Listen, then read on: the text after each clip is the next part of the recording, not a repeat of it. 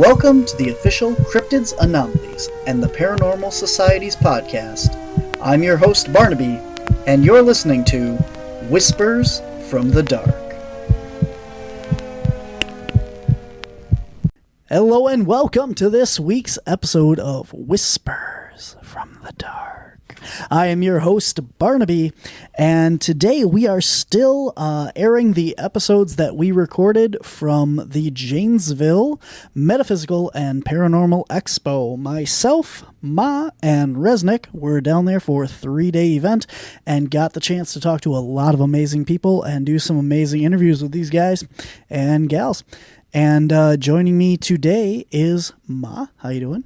I'm fine. Cool. All right. So today's episode is going to feature a full-length interview with a man who has had also a very storied career. He's been on numerous TV shows, including Chris Jericho's Hunting for Monsters and The Ghosts of Morgan City. He is the Cajun Demonologist, Jereme Leonard. And we had an absolute phenomenal time with Jereme down there. He was set up right across the way from us, super nice guy, and hope you enjoy the interview. And first up today,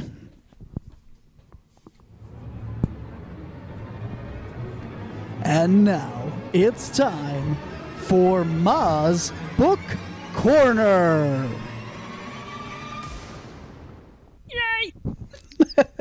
Ma, what have you been reading? Keeping with the theme here. Yeah? I'm doing Sinister Swamps by Lyle Blackburn. The Cajun Demonologist and Yes, Sinister Swamps. Yeah. Okay. So there's all kinds of stuff in this book. Everything from Bigfoot and balls of light to alligators and snakes, and the swamps are full of surprises. The author's travels are in here and many other encounters over the last few hundred years. History of the battles and plane crashes and even the Bermuda Triangle are part of this book. And he explains all the waterways and the comings and goings and to and from these swamps, the bogs and the wetlands. And he tells the encounters of strange creatures and cryptids from witnesses and old news articles, and also of his own experiences that he's investigated them himself. And it was a pretty cool book. You know, that's my general response. These books are all good. You know, so. Well, if they weren't, you wouldn't be talking about them. Yeah, obviously. I know. I wouldn't. We don't review the bad books. Actually, I've done every book I've read, you know, so. Well, all not right. every book, but, you know. Cool. Cool, Ma. Cool, Ma. That's great. Yep, here you go. Hey, thanks. Thanks for being on the show today. And I forgot to repeat that one. It was Sinister Swamps by Lyle Blackburn. I'm pretty sure you actually did, so that's how long your memory is. If you want to help out with our research and send us some books for Ma to review, it would be greatly appreciated. We have a wish list of books that Ma is looking to read, or I am looking to read, or I am looking to have her read. So if you would be so gracious to help us out with our research, you can go to the show notes of this episode and click on our Amazon wish list, and there's a whole list of books that are available for purchase, and they get shipped right to us. You don't have to do anything except donate and pay for the book, and hopefully we will review it and get a chance to tell you all about it right here on Whispers from the Dark. And without any further ado, let's get on to the main part of our episode and our interview with Jereme Leonard. All right, our next guest here on Whispers from the Dark is Jereme Leonard, the Cajun Demonologist. How are you doing today? I'm doing well. How about yourself? Good, great. How are you? How are you, Rez? Doing great. Enjoying the show very much. All right, now try that. So doing great. Loving the show down here very much. Much better. All right, so you have been all over the place. Like, you have all kinds of TV shows and stuff on there, Ghosts of Morgan City and Chris Jericho. Yes. You know, the name of the show I do with Chris Jericho was called Hunting Monsters with Chris Jericho. We were in the Manchac Swamp, which is in southern Louisiana, and we were doing, there's a legend down there called the Curse of Julia Brown. So Julia Brown was a self-declared voodoo priest that used to sit on her front porch and sing a song that when she died, she was going to take the whole town with her. Well, as fate would have it, the day after her death, the entire town was getting ready for her funeral, is when the hurricane of 1915 hit, and it completely wiped the town out. And back then, there was no roads going from New Orleans to Ponchatoula, which was the neighboring town. All they had was rail car. That was it. So they just took all the bodies and buried them in a mass grave out there. But Julia Brown herself was buried way on the other side. So yeah, it was pretty interesting. Wow, cool. How's working with Chris Jericho? He's a great, actually. I was kind of intimidated by him the first time I met him. Of course, he's like a wrestling legend, and I grew up watching wrestling and all of that. I remember him way back from the WCW days, and I just wanted to make sure I didn't ask him nothing about wrestling, maybe, to offend him. But, no, he was a great person, and, he gave me his phone number, and we kept in touch ever since.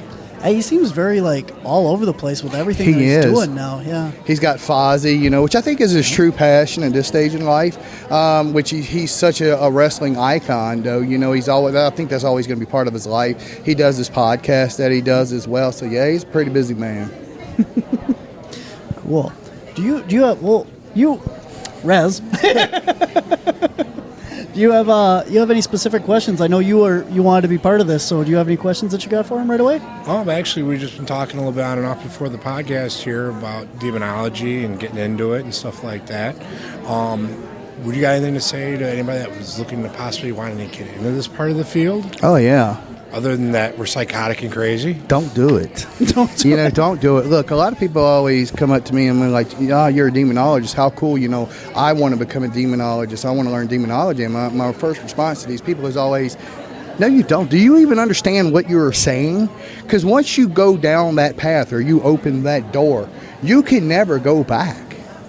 You're basically saying, hey, opening the doorway and standing in the doorway and saying, come through me. That's basically what you're saying. Demons are like humans. They just don't have bodies. They're spiritually intelligent. In fact, they're way more intelligent than we are. So let's just say, me and you get in a fight and I beat you up. Naturally, you want revenge, right? So think about that. Every case that you ever take, every entity that you ever go against and you beat, they wait for revenge. They will follow you around for the rest of your life.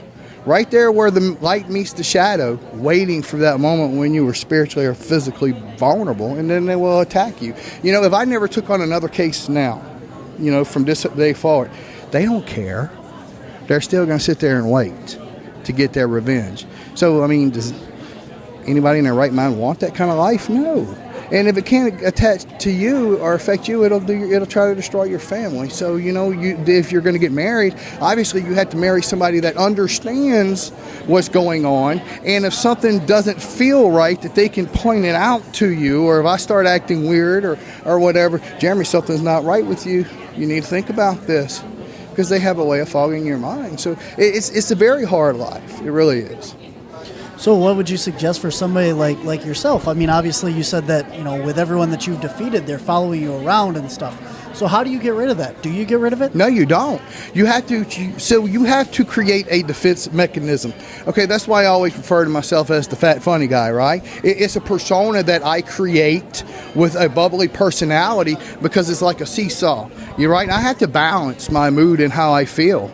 You don't want to go too low, but then you don't want to go too high and get all crazy and everything because people think you're weird.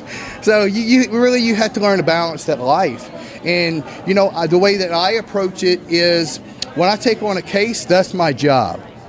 I'm there. I don't bring my work home with me, right? I leave it there. I shut it off. You see, a lot of things that I think that happens in the paranormal world in general is, in the beginning, were people who become paranormal investigators.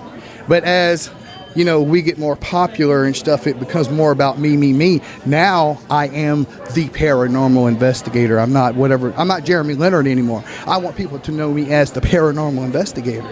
That's called obsession, brother. That is dangerous. And I see a lot of that happen. We all get into it for the right reasons, but then, over time, vain and everything else comes into it, and it becomes more about me. Which, that's the doorway to demonic activity. That's what they want to have. And, the paranormal field, it has its problems today. But para-unity does exist. I've seen it many times. Just like today, we are here with people that have lots of different backgrounds and belief systems. But nobody's being attacked and nobody's down talking the other person, because of their beliefs. We're all here having a good time. And to be honest with you, overall environment, I'm feeling pretty good right now. This is a pretty positive, energetic place. Yes. So, it does exist.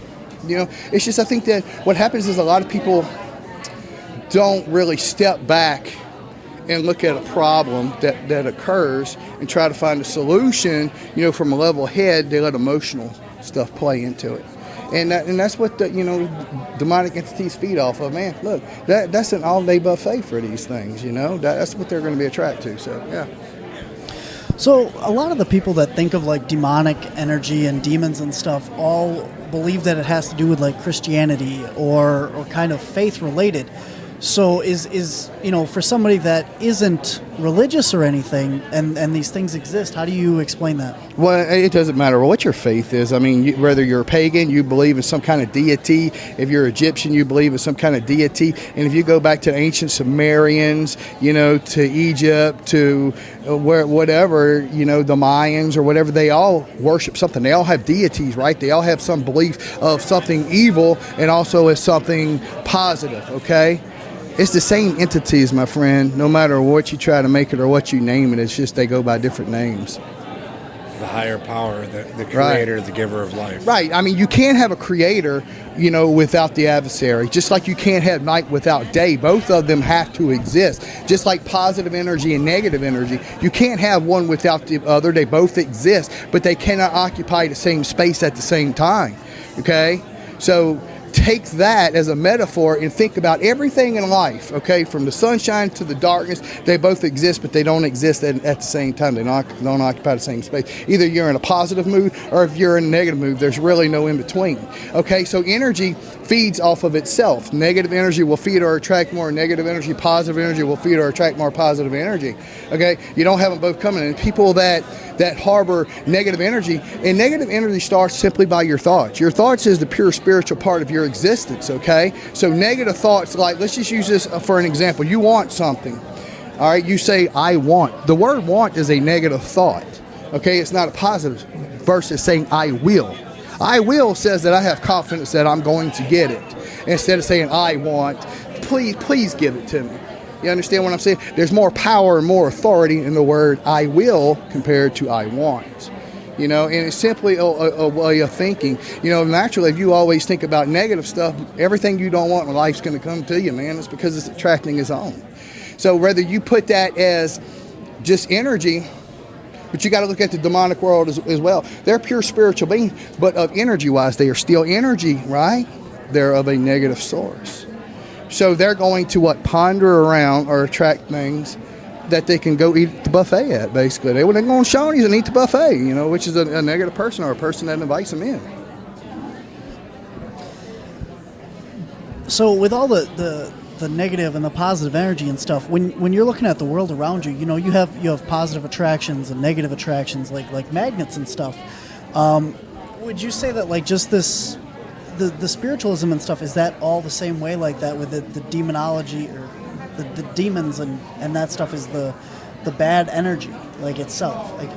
Well, I get exactly what you're saying, and the answer in a way is yes, but it's very complex, okay? So when we think of energy, we just think of a force field. But when we throw the mix of demons, that is a pure spiritual being that is intelligent, in fact, way more intelligent than we are. They think, they have emotions, they have rage, they have all of these things too.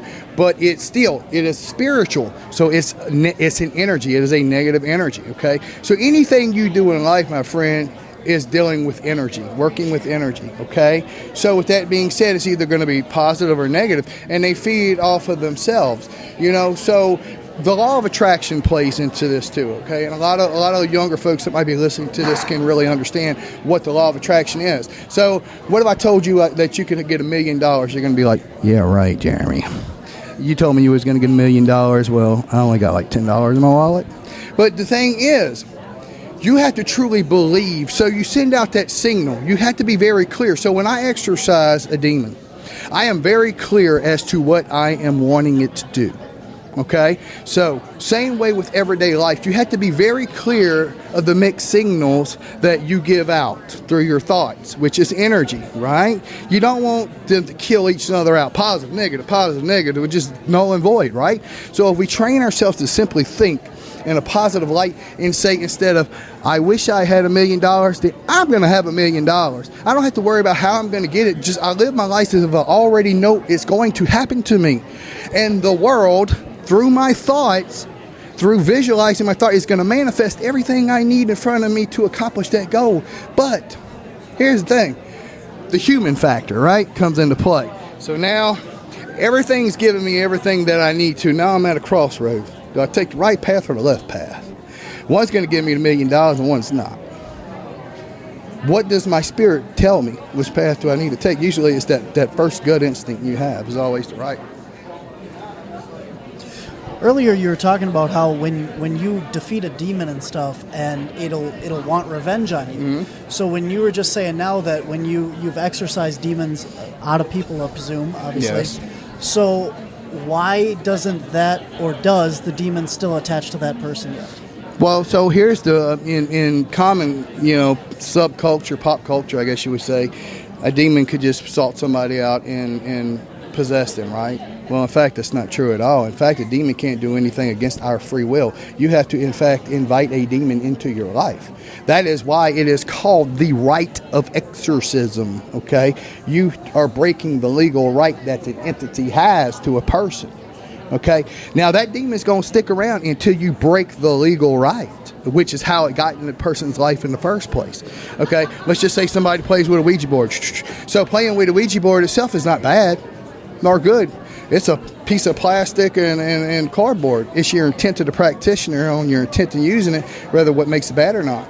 So not only that, you're going to communicate with a spirit. You see, anytime you communicate with a spirit, you are taking a risk, because there is no law that says a spirit has to be honest with you. Okay, always remember, do you think a demon is going to present itself as something bad when you're talking to it so it'll scare you away? Oh, no. Way. He's going to pretend to be that little girl. Hey, talk to me. I'm harmless, So now you're going to open yourself up. You feel comfortable. You're talking to a little girl. So then you start asking personal questions to this little girl. So now guess what? You've opened yourself up and invited it into your life. Now it has a legal right. Now it's going to follow you home.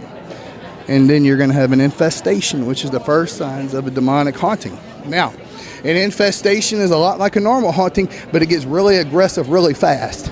Because demons don't want to haunt a home. That's not what they do. They want to inhabit or possess someone. So now it's going to sort out whoever in the family has the weakest willpower. Because demons, they're lazy, okay? They're cowards. They don't want to challenge. So they're going to go to the person that they think they can manipulate the easiest, to put up the less resistant, and they're going to attach themselves to that person. That's called an oppression.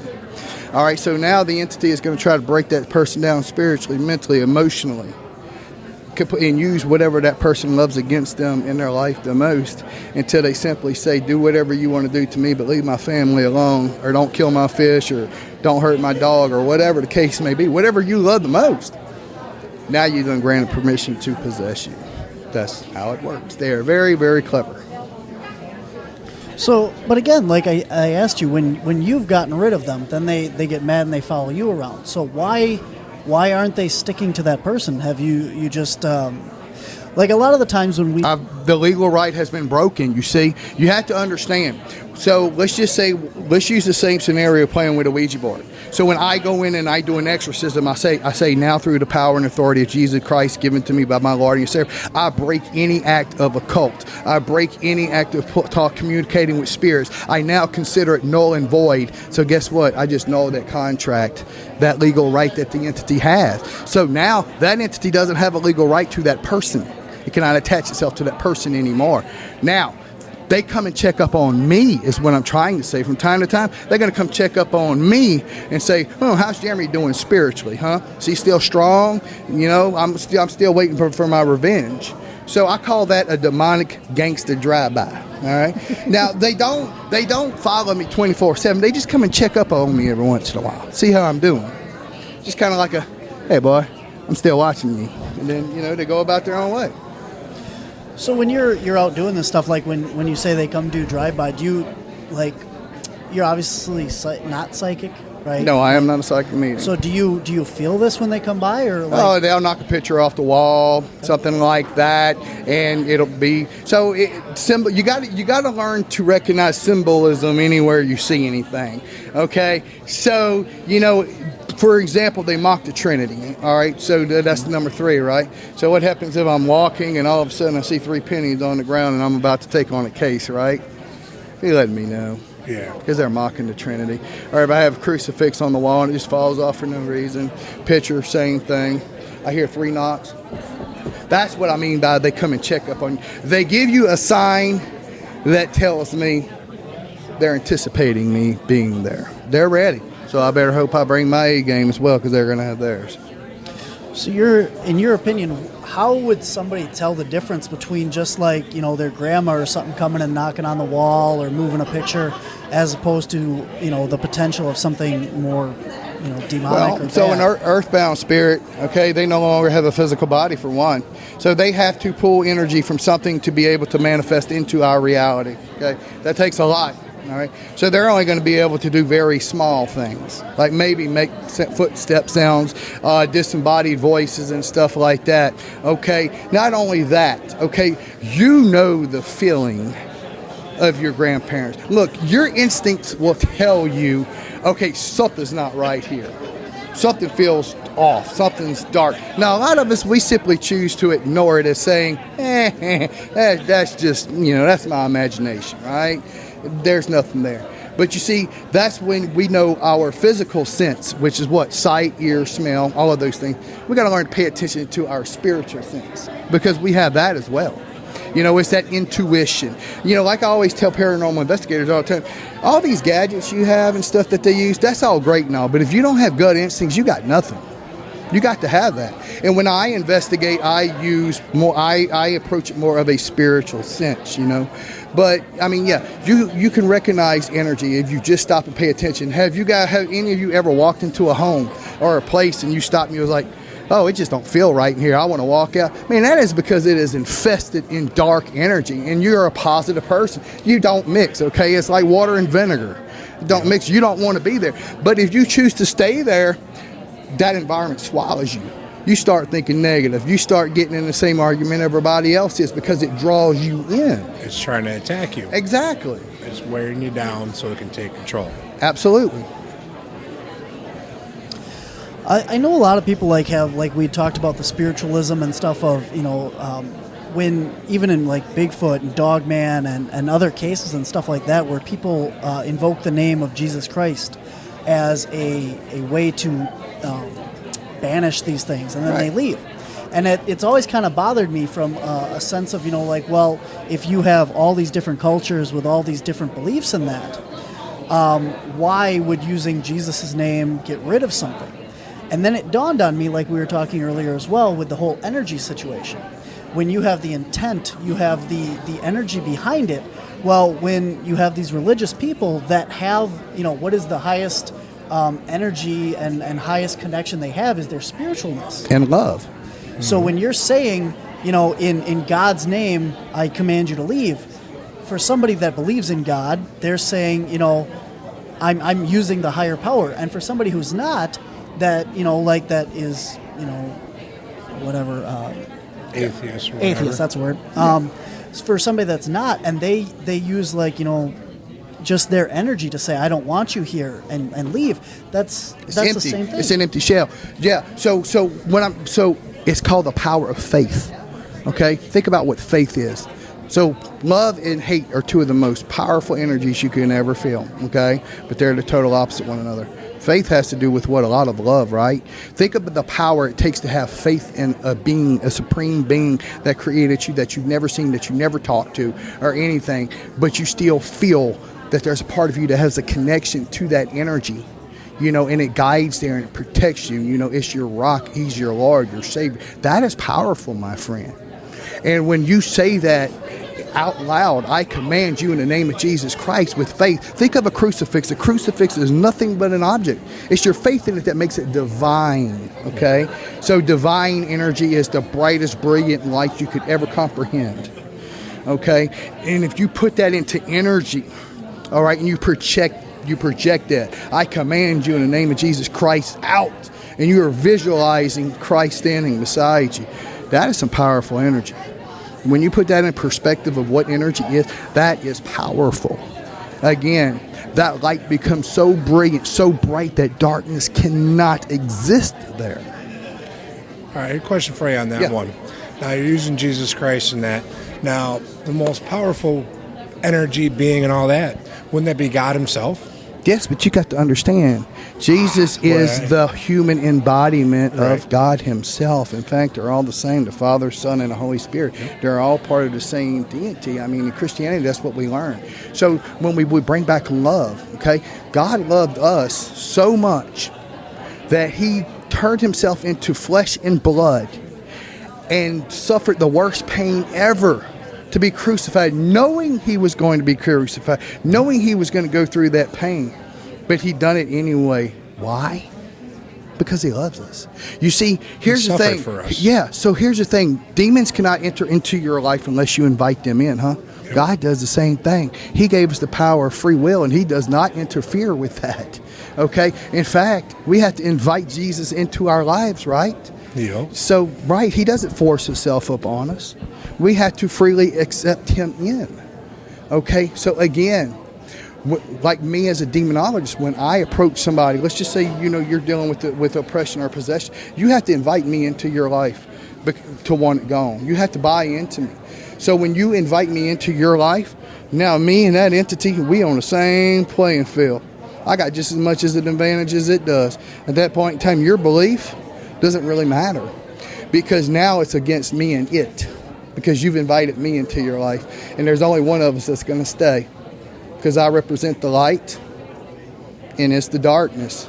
They're not going to coexist. We both aren't going to occupy you, right? So that, if you think, what I'm trying to say is, it all boils down to the darkness versus the good. Belief.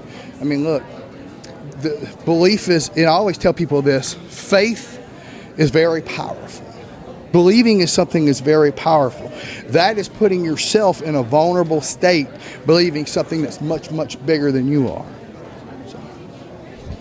Now, do you think that it matters, like we're talking a lot of Jesus and God and stuff, but like for the Native Americans and stuff, you guys didn't have any of that, before, the white settlers and stuff came over.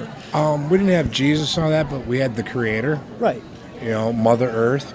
Other people call it Mother God. We came from her womb. She fed us. She took care of us.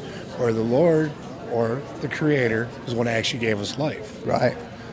So they got a little bit different belief system, but it pretty much all boils down to the same thing as a Creator, and then you have one that watches over and protects you. And then you got the Holy Spirit, which also the natives have in their beliefs. Right, so you have different characters. They're the same deities, okay, but they just go by different symbolism or different names in different cultures. But the deity themselves, they're the same. They just go by different names and so on. Like you said, there is a creator, there's a protector, and they're Windigos. I mean, that would be in Native American, that would be demons, and then obviously you have the adversary. Yeah, you have your spirit guides that that walk that with would you. be our angels. Yeah. So that's kind of where I was getting at is, no matter if you believe in God or whatever your higher power is, as long as you're using that energy and that belief, that's your power to expel these things. Yeah. Again, we'll use the word intent of a practitioner. What is your intent? Is your intent pure? Look, one thing you learned about me, yes, I am a Christian demonologist. Have I ever seen someone that believes in of Wiccan be able to do spiritual war? Yes, I've seen it with my own eyes. Okay, I have seen it with my own eyes.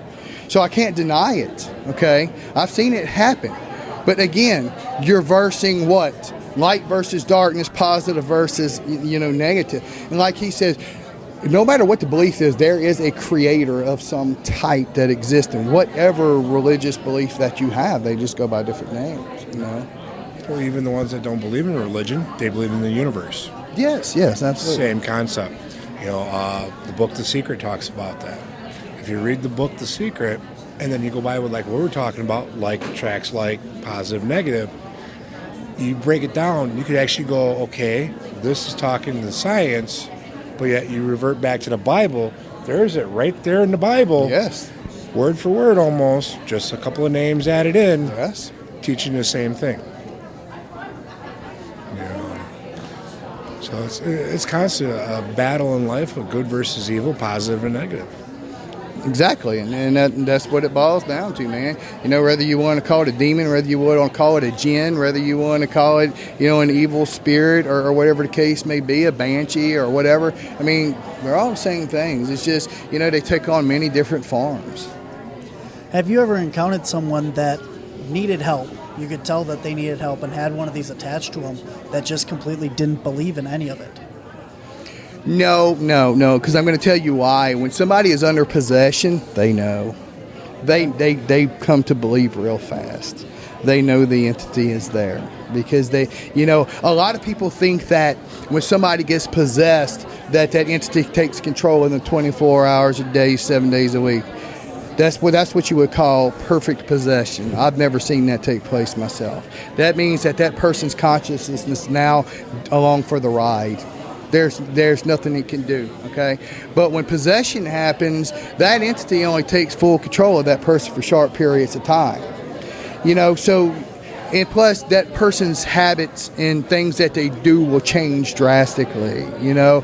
And everybody that I've ever come across that had true possession, okay, they will say that they know. They truly know. Because they could hear it talking to them inside of. So now, with that being said, how do we separate somebody being possessed versus somebody that may be suffering from mental illness? Because, you know, bipolarism and schizophrenia, they mimic possession almost to the T.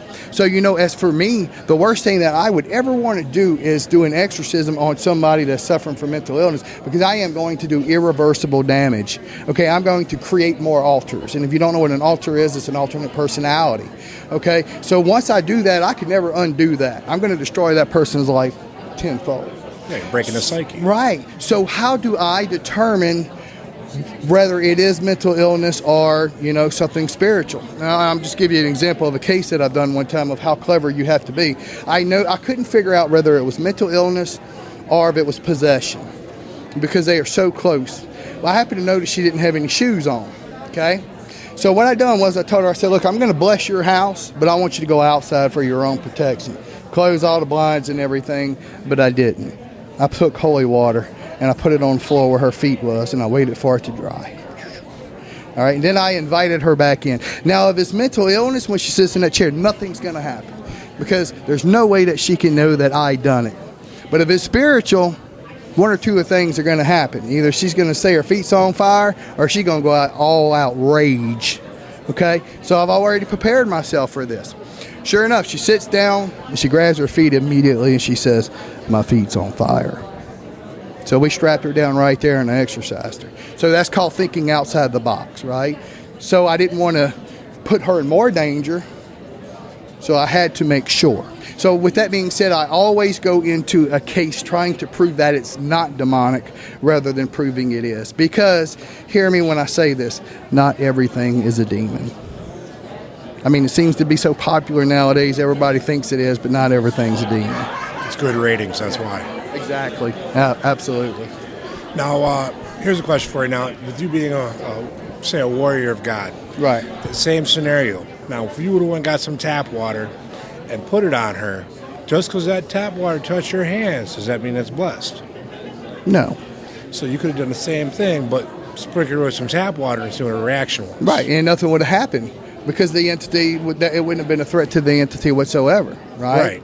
So, yeah, I mean, that goes to show you. So, again, the blessing makes the water divine, okay? So, what does that tell you? Demons may be powerful, okay? And there's a lot of people out there that worship them because it'll give you fame, fortune, whatever you want, but you always lose in the end.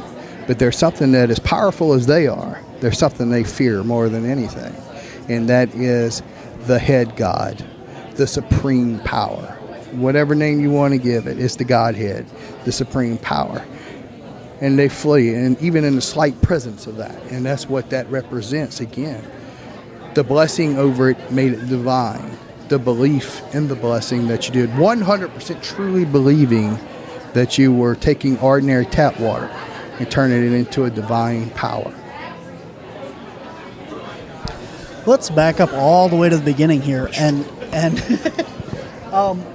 in your opinion, and a description, kind of like from your point of view, what is a demon and where did they even come from? Like, we have ghosts and stuff like that. Like, do you have any idea working with this stuff? Like, how much time you got? All right, so country dumb it. Yeah. All right, so here's the thing. When Lucifer, which later became Satan, Lucifer was a cherubim. All right, he sat in the throne room with God. Okay, what was his sin? Envy, vain.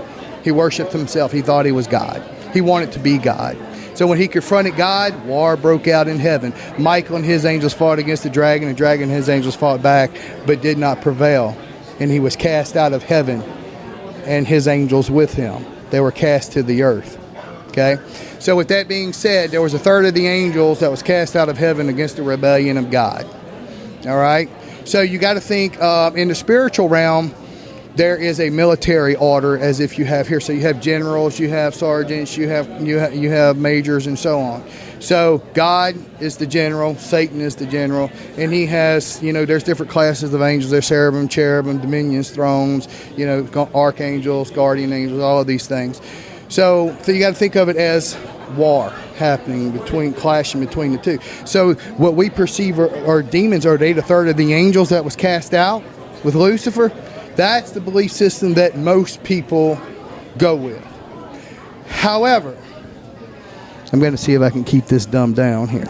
However, Genesis says, when man began to multiply upon the face of the earth and daughters were born unto them, the sons of God saw the daughters of man and saw that they were fair, and they each took one as wives, all as they chose. Okay, there was giants in the earth in those days, and also afterwards when the sons of God came into the daughters of man. So what is Genesis saying right there? There was a group of angels that lusted after the flesh. Okay, and they took human forms, which we know the angels can do because of Gabriel, showed himself to Mary as a man. And God says, entertain strangers because you could be entertaining angels. So with that being said, they had a hybrid race called the Nephilim. Okay, I'm not going to go into the whole story of what the Nephilim was. Let's just say there was a hybrid, and it was an abomination against God. So then that's where the flood of Noah came in to basically wipe the earth clean of this abomination. Okay, so these were once had physical bodies like us. But now, see, God created a heaven for us to go to when we die. But they were abominations, so he didn't create a heaven for them to go to. So it says that they would forever walk the earth with a thirst that could not be quenched, which I'm kind of thirsty right now myself. But anyway, so with that being said, doesn't it kind of make sense to you that maybe it's the spirits of the Nephilim, which had pure spirit being in them, okay, which makes them demons, want to inhabit bodies because they once did? And when you possess, whenever they possess everyone, you could feel the same. They get all the same feelings as we do. We smoke a cigarette, they get to experience that. We drink alcohol, they get to experience that. Sex, so on. They get to experience all of those things. So I'm not going to say one belief that I have is higher than the other. I think that it's probably a combination of both, because you're going to have the foot soldiers, but then you're also going to have the big wigs. It's just like any company. You got the upper management, then you have, laborers. So it could be a combination of the either, but somewhere in between that whole pot of gumbo, with all the ingredients thrown in, is your answer. That's really interesting. So you brought up one point here I want to ask you, with the whole Windigo thing. The Windigos are supposed to be like a man that was trying to get away with stuff that he wasn't supposed to, and ended up, lusting after human flesh and walking the earth and stuff. And that kind of sounds a little bit like what you were talking about of the lusting for the human body and stuff. Through the Nephilim. Do you see that in that at all? Or? Yeah. It sounds right along with what I've heard over the years. So again, you have the other similarities of these different cultures having the same stories throughout this stuff, right. And when we're comparing them, and that's the whole point of our group, Cryptids, Anomalies, and the Paranormal Society, is to look at all of these different things, and instead of going, well, this is a ghost, this is Bigfoot, this is a fairy, this is a demon, when you look at all of it under the same lens, you start to see all these similarities of these things that start to fall off. And that's kind of the whole point of what demonology is, especially for me. I'm such a student of the theology. Every legend or folklore has an origin of truth, okay? Just like vampires. We're going to use that because that's so popular. You have to invite a vampire into your home, right? That stems from demonic activity. Okay, you talk about the Wingo, you talk about all of these things. Everything is connected. Every belief, every folklores, legends, everything is connected. But here's the thing for our small primitive minds to comprehend is, the terrestrial world, which is what we live in, is the physical world. And the celestial world is the spiritual world. So think of a sandy beach. That's the celestial world. The world we live in is one single grain of sand. And they're both intertwined. What happens in the spiritual world affects the physical world. What happens in the physical world affects the spiritual world, so on. So it's so massive and so far beyond our comprehension. The only thing that we can do is take faith in what that tells us and what that teaches us. That's our armor. I mean, really and truly, it all boils down to faith because it is so massive. I mean, I always tell people, I would rather believe in something and be wrong than to believe in nothing and find myself upstairs and saying, oh, crap, what am I going to do now? Right. I know you don't have a headset on, but you're listening over here, Ma. You have any questions at all? Or I was just wondering if, like when we went into homes that people, we can't tell between schizophrenia and demon possession. I know you talked about how you can tell the difference, but how do we help them? Do we just refer them to someone like you? We find people in parking lots at Walmart that read our vehicles and say, right. Can you help me? Yeah, you see, I'm also a professional firefighter. That's what I do in my day job. So we deal with a lot of mental and medical calls. So I would say the department I work out, 90% of our calls is medical. So, it's hard, to be honest with you. It's so hard. You have to learn to think outside the box, and find out whether it is spiritual or mental, especially when you don't have the resources to bring in a psychiatrist and all of those things. So take what I just said, about putting the holy water on the ground. Well, again, let's just say somebody comes up to you and they say, well, I'm being plagued by this demon, and you don't know if it's schizophrenia or not.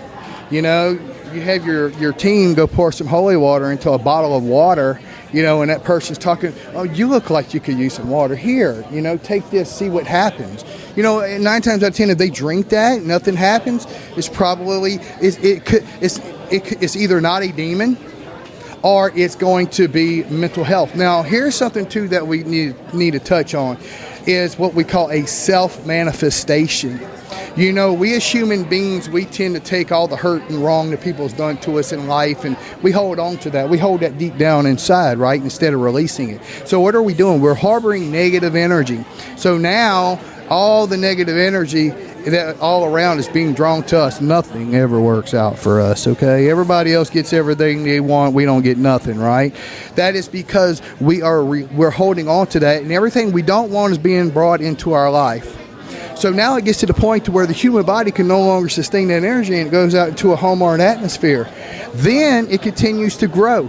Then it starts having signs as if it was a demonic haunting, like an intelligent haunting, but it's not. It's not a pure spiritual being, which is what a demon is. It's not an evil spirit, which is what a bad earthbound spirit would be. It is a projection of that subconscious mind that is feeding this thing life.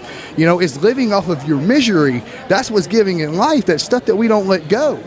Now, you could do all the prayers and exorcisms you want on those type of things, okay? It can seem like a mental issue.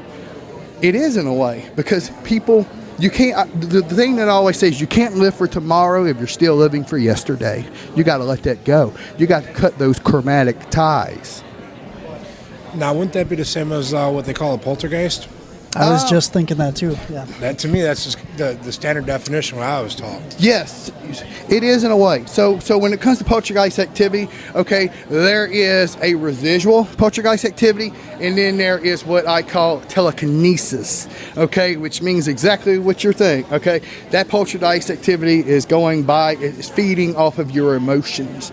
Now, when we talk about, the other type of poltergeist activity is it's an event. Let's just say a piece of land, there's a lot of blood spilled. Let's just say a battlefield. It's not an intelligent haunting, but that energy is now been imprinted on his property. So that energy plays itself over and over again like a record player. Gettysburg. Yeah. Anything else? Okay. So I want to bring it around here. A lot of people believe, like we were talking about the Nephilim and stuff like that, some people believe that Bigfoot is either a Nephilim or a descendant of that of some sort, and they think that they're demons. So what do you think of that? Wow, that's I've actually never heard of it that way. Okay. I don't see where I see where it could be that. So what happens is through pop culture we give Bigfoot a body by our belief, right? When we see Bigfoot, it's supposed to be hairy, it's supposed to be tall, and it's supposed to be all of that. Well, then I tell my friend what I saw. Then when they're looking to see that. So now energy, whether it's a spiritual, it's an elemental, which is an energy of nature, whether it's Nephilim or what, you're giving it what it's supposed to look like. And the power of belief of many is a lot more powerful than the power of one. So let's use the Mothman for an example. I truly believe that is created through people's subconscious mind or what they perceive it to be. They give it life. It actually exists. Okay, and it does come into fruition from time to time when a lot of people start thinking about it. Probably like a Bigfoot show. Probably there's a lot more sightings right after a series of Bigfoot airs on TV. Why? Because it's in people's conscious mind, man. They give this thing life. So yeah, I can see that.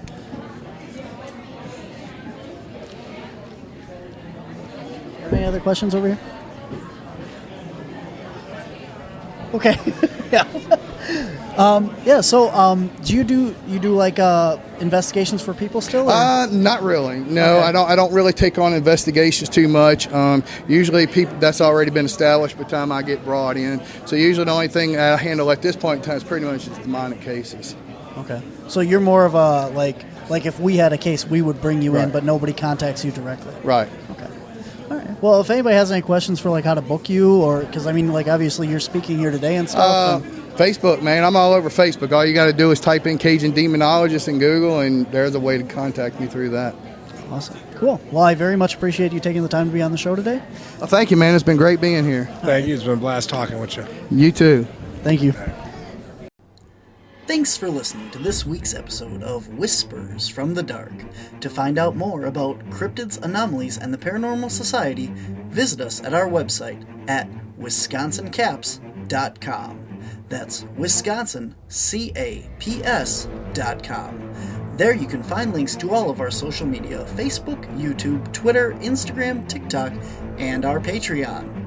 You will see links to our online store as well, where you can get t-shirts, DVDs, and more. If you click on the public events page, you can find out where you can meet us in person and all the public events we have coming up. If you enjoy our podcast or our YouTube shows, please consider becoming a Patreon at patreon.com/WisconsinCaps. There you can find behind-the-scenes pictures and videos from all of our media, as well as bonus footage and evidence that we have collected. If you have encountered something you can't explain, we want to hear from you. Visit our website and click on Submit a Report on our main screen. You can choose to leave your contact information or simply remain anonymous. You can also reach us via email at wisconsincaps@gmail.com. If you would like to be a guest on our show, please contact us on our Whispers from the Dark podcast page on Facebook, or send us an email at wisconsincaps.com.